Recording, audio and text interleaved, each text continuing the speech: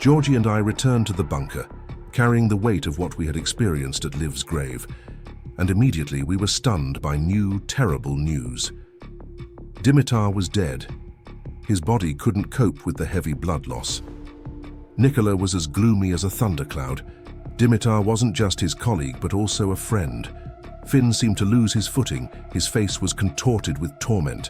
After all, he was the one who had shot Dimitar, essentially taking his life. None of us had ever known such a bleak, hopeless day. Nicola and Georgie silently prepared Dimitar's body for burial, wrapping him in a shroud. Dek, Finn and I went aside, unable to be near this sorrowful preparation. The bottle of whiskey quickly emptied. About half an hour later, we were already carrying Dimitar's body to the same cemetery where Liv rested. Another shroud, another fresh grave in this cursed place. After Dimitar's funeral, we all silently gathered in the kitchen at the large wooden table. Georgie was intently busy at the stove.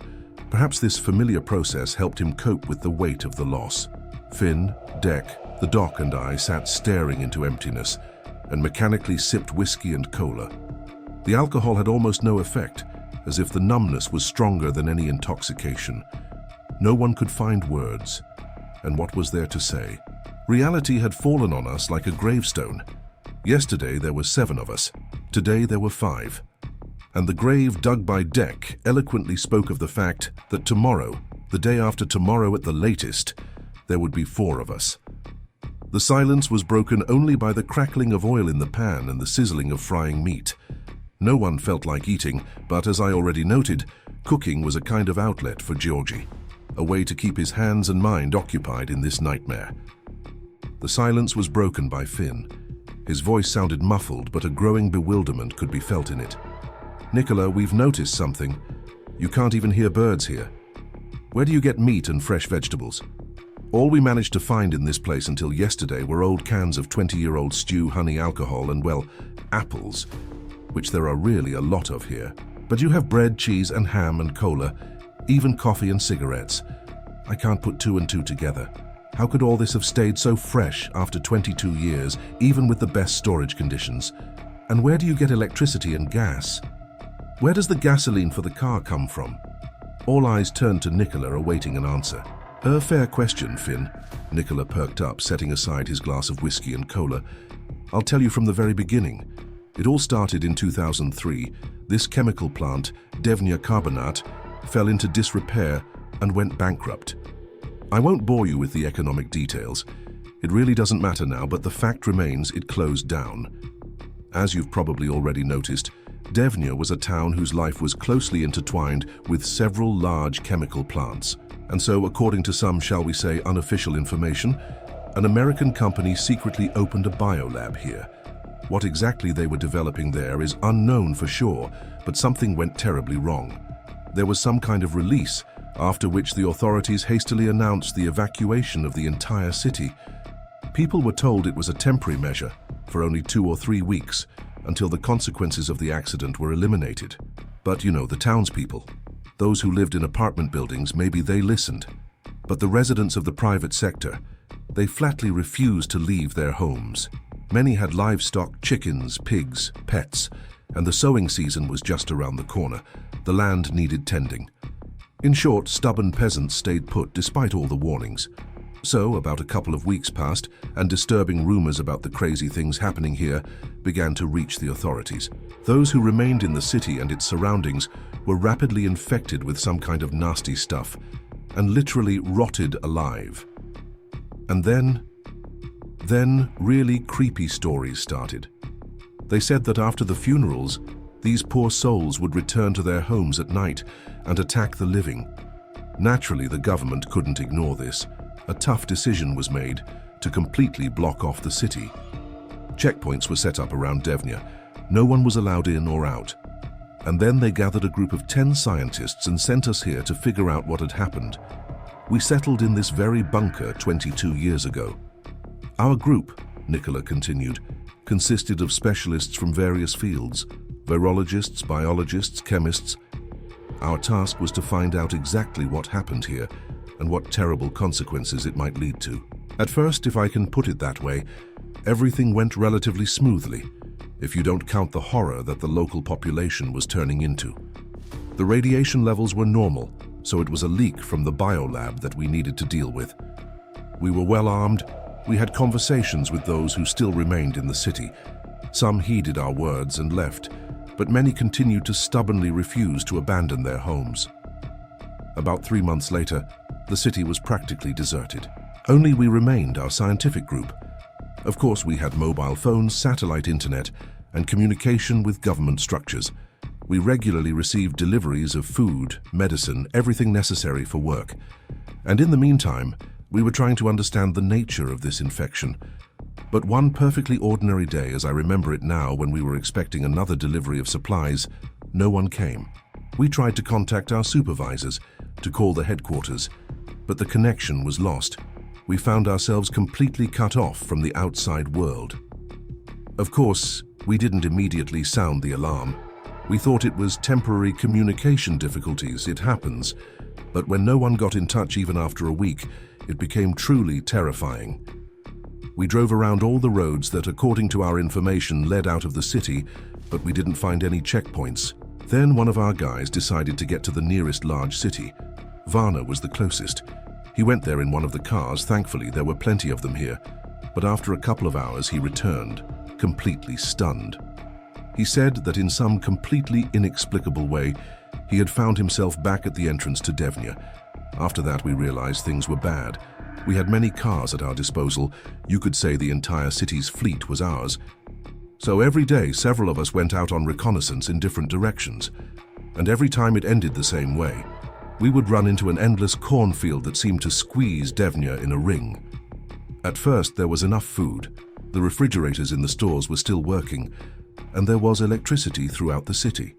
Some supplies remained in abandoned apartments and houses, but things changed quite quickly. In one moment, the lights went out all over the city. Obviously, the power plant had stopped working.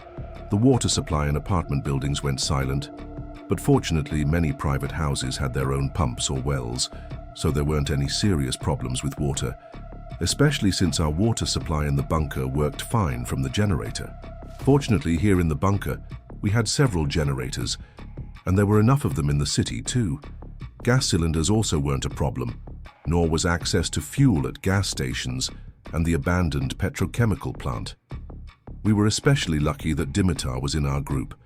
He was an excellent chemist, specializing in petroleum products.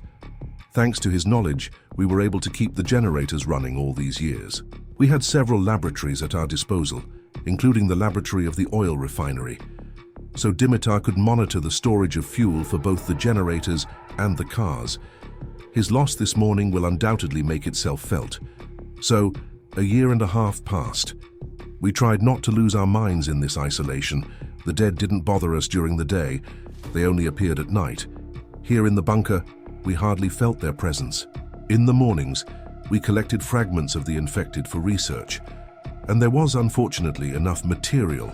An arm here, a leg there. Sometimes someone lost their head, so I had plenty of material for research. We had laboratories at several factories where we conducted our studies. As a neurosurgeon, I tried to understand what changes were occurring in the brains of the infected.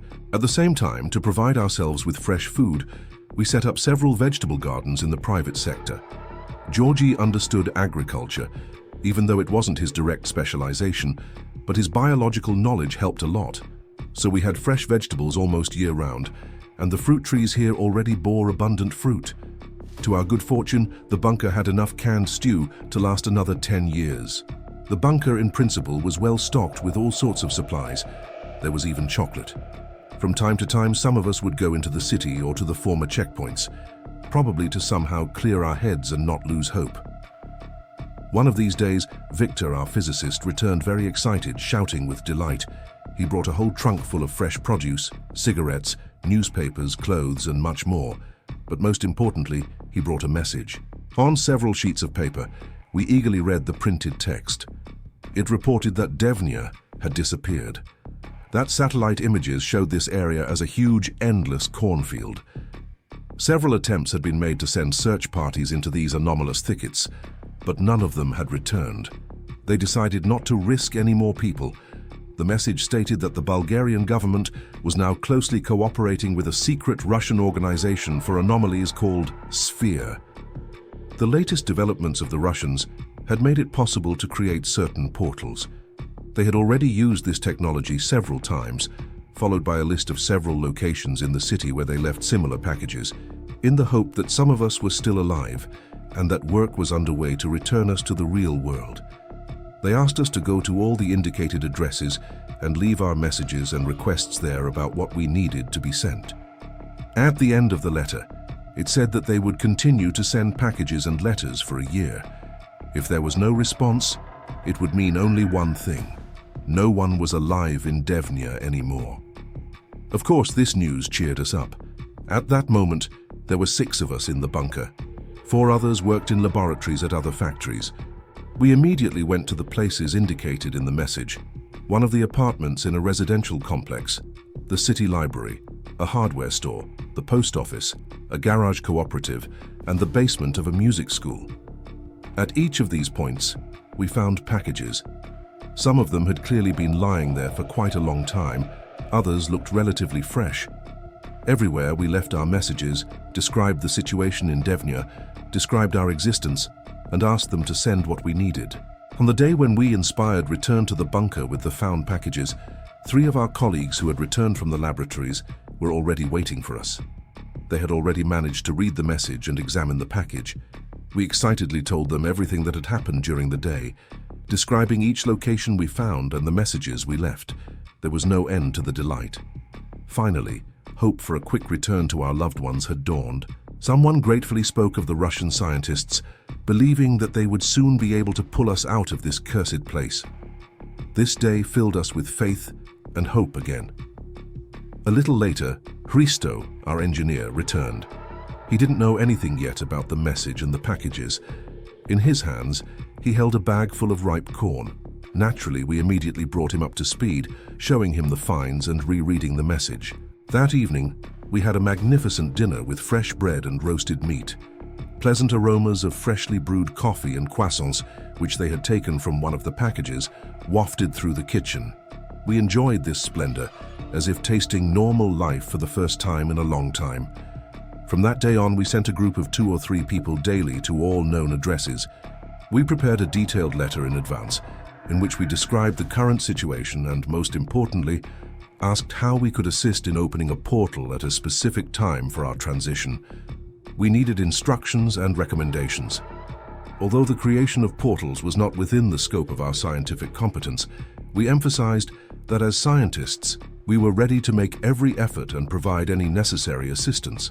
In each message, we reported in detail on the situation in Devnya, provided the data we had, and our scientific conclusions. Meanwhile, Hristo, our engineer, began to weaken noticeably. A strange sore appeared on his shoulder, and I immediately had a bad feeling.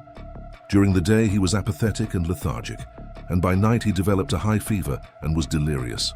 On the 3rd day, Hristo bitterly informed us that he could hear the voices of the dead and that he shouldn't have picked that damn corn.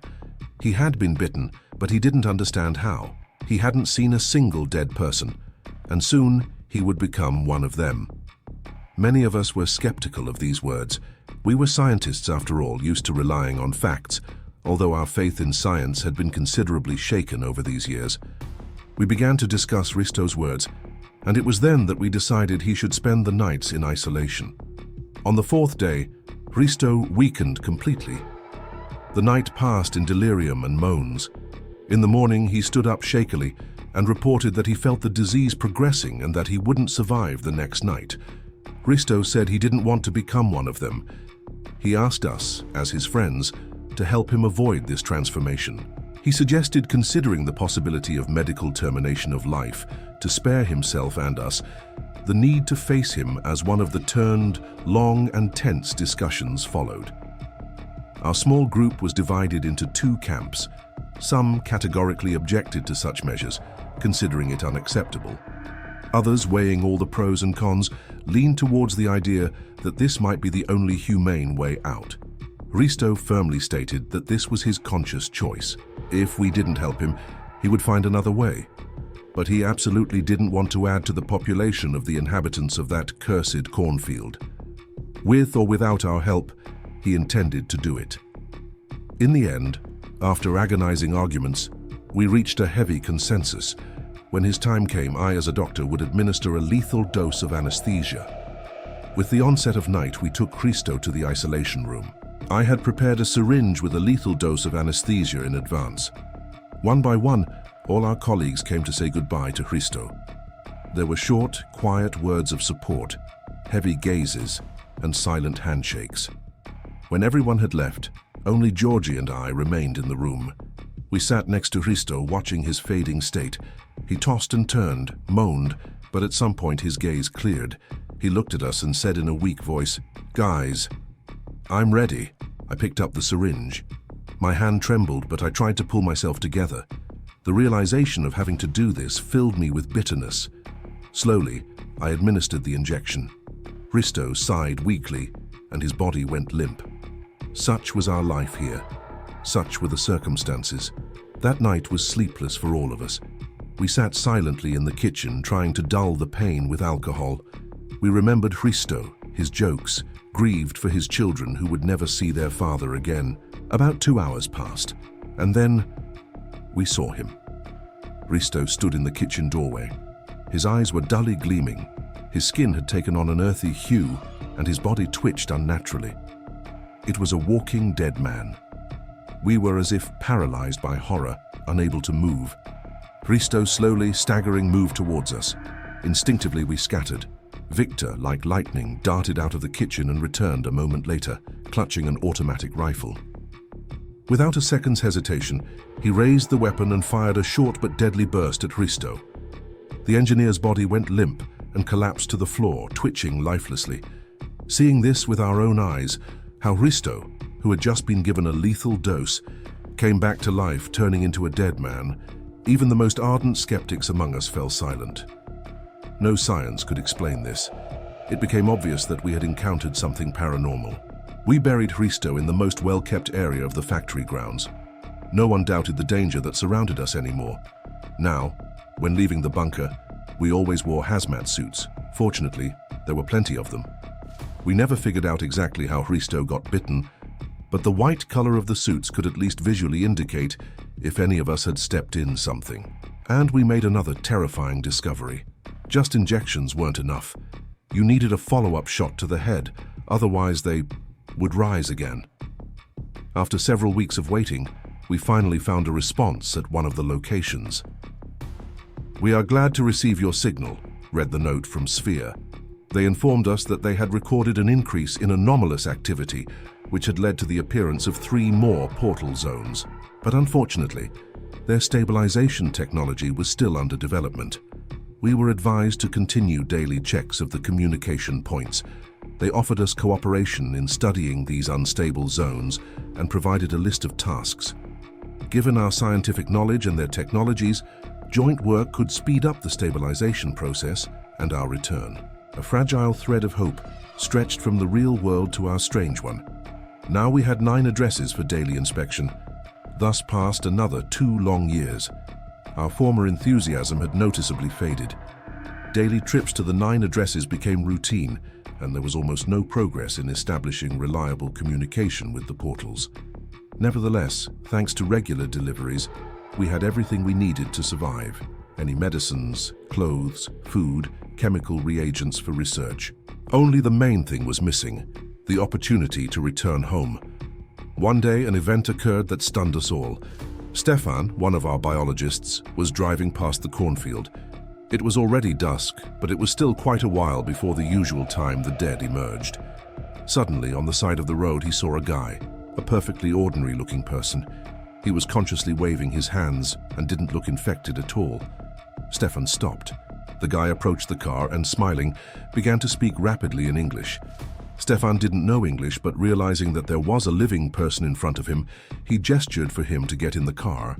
Oliver, as he introduced himself with a strong British accent, told an incredible story. He lived on a farm in Cornwall and had gone out in the morning on his combine harvester to gather the corn harvest in his field. According to him, at some point, he lost his bearings right in the middle of his land. For half a day, he wandered among the tall stalks, trying to find a way out. When he finally got out of the corn onto a dirt road, he realized with horror that the area around him was completely unfamiliar. He was completely confused, not understanding how he had ended up here, until he saw Stefan's car and desperately waved his hands. We argued a bit, discussing Oliver's story. In the end, we concluded that these portals apparently opened completely unpredictably, and this British farmer had somehow stumbled into one of them and ended up here. We were wary that Oliver had come out of the cornfield. Therefore, I examined him for bites and wounds and found a small fresh sore with a dark crust on his forearm. By evening, the guy had a fever, and our fears were confirmed. It became clear he had been bitten. We explained to Oliver who we were, how we had ended up in this place, and what was happening here. We also told him what had happened to him, about the bite and the impending danger. He was, of course, in shock, and I'm not sure he fully believed us at that moment. He said that no one had bitten him, and he hadn't seen anyone in the field. But we assured him that we were ready to provide him with shelter, food, and medical care. However, given his condition, he would have to spend the night in isolation. Oliver apparently didn't immediately believe our incredible story, and for a couple more days asked to borrow a car to look around. Of course, he wouldn't have been able to go beyond the city limits. There was only a cornfield stretching all around. We warned him to definitely return before nightfall. We informed our Russian colleagues about this incident. The appearance of a person from Great Britain in Bulgaria was another shocking confirmation for us that the portals behaved completely unpredictably. Now we eagerly awaited a response from our curators at Sphere. Oliver's condition worsened with each passing day. On the fourth day he was gone. This time we acted for sure, and after the injection, we administered a follow-up shot to the head. Oliver joined Risto, becoming our second guest in the cemetery. After some time, we received a response from Sphere. They were also very surprised by this circumstance, the random opening of portals in different parts of our world. One day, after another daily sortie, Todor, our geologist, didn't return. We didn't know where he had disappeared. After some time, we received a new message from Sphere. It reported something incredible. Todor had gone through one of the portals. He had ended up in the very place and at the very time when the transfer of packages and messages was taking place. Now there was our person on the other side, someone who had spent several years with us, knew the situation in Devnya perfectly, and understood what we were dealing with. He could tell them everything firsthand. This news brought us immense joy. Todor's appearance in the real world gave new hope that the process of our return would be accelerated. Now, Sphere had their own person there who could help them better understand the situation here. Time passed, but little changed. Deliveries became better because Todor knew our needs and could accurately articulate them. Sphere, in close cooperation with the Bulgarian secret services, was doing everything possible. But the portals remained unstable. Our families were not informed of our whereabouts. For them, we were on a secret mission. But we could receive letters and photographs from them and send our own. This encouraged us, and every day we went to the addresses hoping to receive news from family and loved ones. Our Canadian Jasper was discovered in the city. He had been here for 2 days and was clearly bitten. Unfortunately, he didn't last long either. He was a cheerful young student visiting a friend's farm and had wandered into the cornfield. About 7 years later, another incredible event occurred. Ivailo, our security specialist, also found himself in the right place at the right time during a portal check and moved to the real world. You can't imagine, but we even had a VCR and a constant supply of new blockbusters. Then they were replaced by smart portable TVs and flash drives, which contained not only movies, but also news from around the world. We knew about all the important events in the world, albeit belatedly, about wars, about the elections of new presidents, about gay parades and other hustle and bustle. But most of all, of course, we waited for videos from our families. We could see our children growing up, our parents passing away. In return, we sent our video messages. This kept us going, prevented us from completely losing touch with reality. You can't imagine what it's like. You're seemingly on the same planet as your loved ones, but at the same time it's like being on Mars. A couple of years later, a cheerful Mexican guy, Julio, ended up with us. He only spoke Spanish, but none of us knew the language. but we managed to explain to him where he had ended up, and it seems he understood.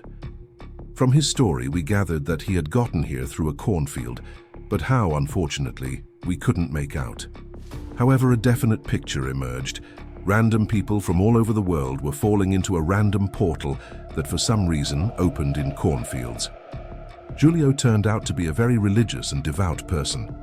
He unhesitatingly accepted all this craziness as a given and constantly prayed and cried, although outwardly he looked perfectly healthy and even cheerful. Unfortunately, we didn't account for the timing of his turning. He was too healthy, if you can put it that way, in his situation. He held up cheerfully for a whole week, and suddenly, one night, he turned. We didn't expect this at all and didn't manage to give him an injection. We had to shoot him. After this incident, we reinforced the door to the isolation room and installed a more reliable lock. Time passed, 3 more portal points appeared, and now we visited 12 addresses daily. This encouraged us because the more portals opened, the higher the chance that one of us would end up in the right place at the right time. 2 of ours had already moved, and we also hoped for this. One day we set off to the points as usual.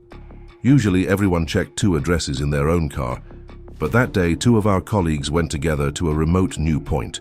It was a gas station on the outskirts of the city, on the edge of the cornfield. They arrived at this abandoned gas station and went inside. While they were examining the premises, one of the colleagues was attacked by a dead man.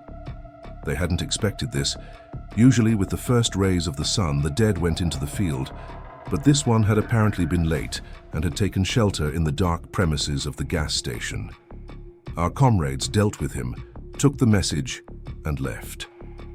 But the fate of Vasil, our chemist, as you understand, was sad. 2 days later, he joined the list of those who had left us. Since then, we started arming ourselves. We traveled to the addresses in pairs and with automatic rifles. One day, Kalin, our geophysicist, didn't return from work in the laboratory. We never found out what happened to him. He just didn't come back one day.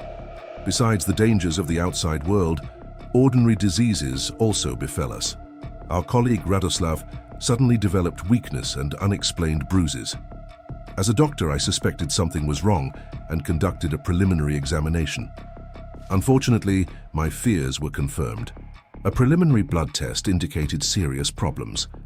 We requested medication and equipment for more accurate diagnosis from the outside world, including the possibility of a bone marrow biopsy. When the results came and the diagnosis of acute leukemia was confirmed, it was already too late. We requested chemotherapy drugs, but time had been lost. Radoslav weakened quickly, and despite our efforts and the medications sent, he died a few weeks later. One day after checking the portal points, our colleague Milen didn't return. We were worried but comforted ourselves with the hope that he had moved to the outside world, and we were even happy with this thought. We waited for news from him for several days, but alas. A few days later, our group was delayed and we were returning to the bunker at dusk. On the outskirts of the field, we saw the dead emerging from the corn, and among them, we recognized a familiar figure in a white hazmat suit with horror. It was Milen. How did he end up among them? How did he join their ranks? We will never know about this. In total, 20 years have passed.